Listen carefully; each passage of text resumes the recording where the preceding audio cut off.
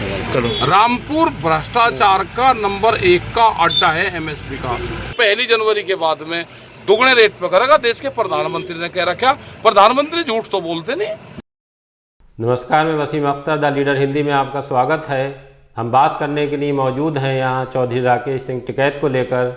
उन्होंने आज एक बार फिर प्रदेश और केंद्र की सरकार को निशाने पर लिया है। वो उत्तराखंड के रुद्रपुर से लौटते वक्त थोड़ी देर के लिए रामपुर में रुके थे।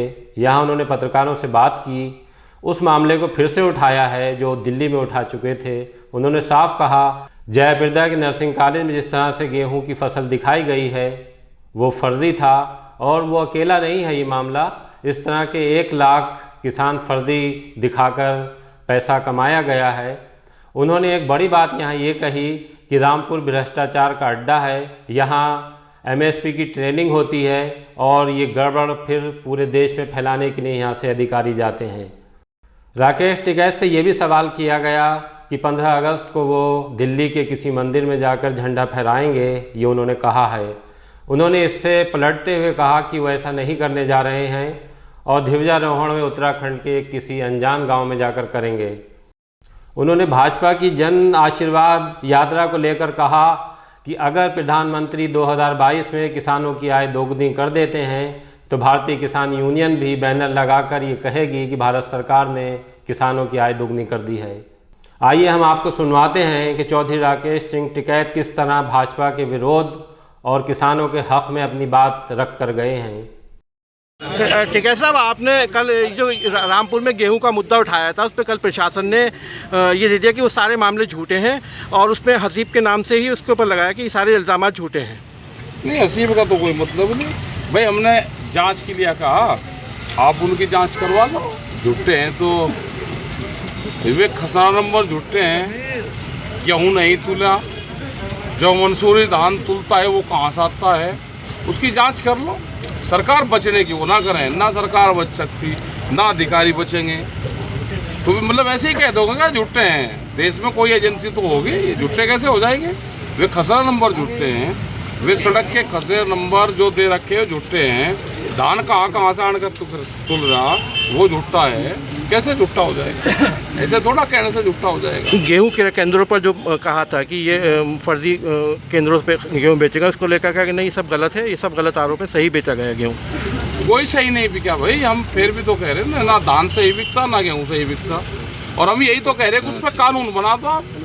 भाई किसान अपना 40 क्विंटल गेहूँ बेचने में लाइन लगानी पड़े, व्यापारी 10,000 क्विंटल बेच दे वो मंडी, हमको भी बता दो भाई, ये किसान भी वहीं बेचने का लगा। रामपुर भ्रष्टाचार का नंबर 1 का अड्डा है एमएसपी का। यहाँ पे पूरी ट्रेनिंग है, यहाँ से ट्रेनिंग शुदा लोग जाते हैं, उन्हीं लोगों के कब्जे हैं। उस पर 11,000 अपने फर्जी किसानों के नाम यहाँ पे खाते खोले गए।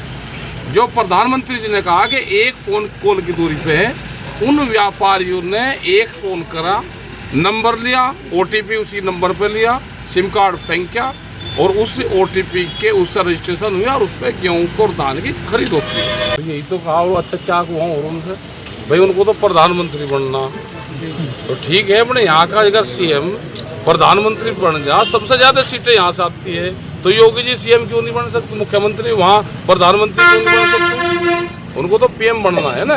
वो ठीक कह रहे। किसानों की क्या तैयारी है जी? किसानों की क्या तैयारी? किसान किसान तो अपनी मीटिंगें कर रहे हैं, पूरे देश भर में मीटिंगें कर रहे हैं अपनी। 5 तारीख के बाद तो शुरू होगी। और वे 5 तारीख में अभी मुजफ्फरनगर में है एक बड़ी पंचायत, वहाँ पे कर रहे हैं, और उसके बाद में फिर आगे के पूरे यूपी के, उत्तराखंड के, तमिलनाडु, बिहार, सब जगह के उसके बाद में प्रोग्राम शुरू होंगे। अभी भी तमिलनाडु में प्रोग्राम है 3 दिन के लिए। में आपने मंदिर पर झंडा फहराने का ऐलान वो करा था, लेकिन वहाँ एक 9 साल की बच्ची के साथ में रेप किया, उसको जलाया। वो एक बड़ा वहाँ पे मामला चल रहा, और वो एक समाज की बच्ची थी। तो वहाँ पे फिर हमने ये करा कि गाजीपुर पे जो झंडा फहराएंगे, जो हमारे सफाई कर्मचारी है बाल्मीकि समाज के लोग, वो कल झंडा रोहन वहाँ पे करेंगे।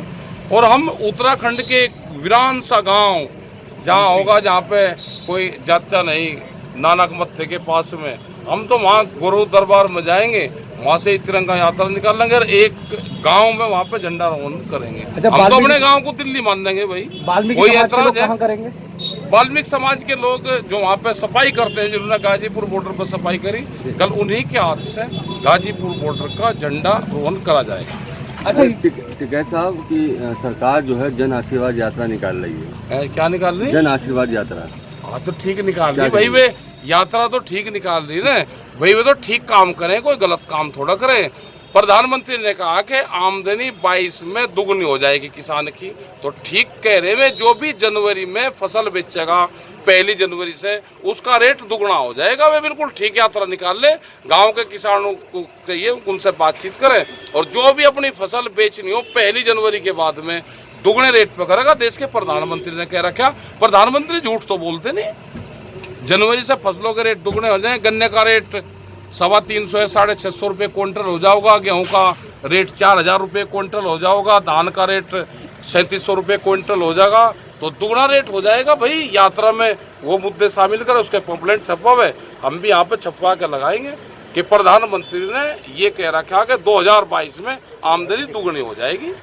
तो हम भी नाम लिख के, भारत सरकार ने ये कहा था, और अपना किसान यूनियन नीचे लिखेगी, भारत सरकार की ये घोषणा है भाई, 1 जनवरी से जो भी अपना माल बेचेगा उसका रेट दुगने हो जाएंगे, भारत सरकार ने कहा है। अच्छा राकेश टिकैत जी, अब तक इतना लंबा आंदोलन हो गया, महापंचायत के लिए भी आपने कह दिया है, सरकार अब तक ना हाँ कर रही है ना कर रही है, ना समझौते को तैयार है, तो और क्या बताओ भाई, हम क्या करें? हम तो शांति से अपना आंदोलन चला रहे। 2022 चुनाव को लेकर क्या कहेंगे, क्या रणनीति? जब जिस दिन चुनाव आचार संहिता की घोषणा हो जाएगी, चुनाव की बात उस टाइम पे करेंगे।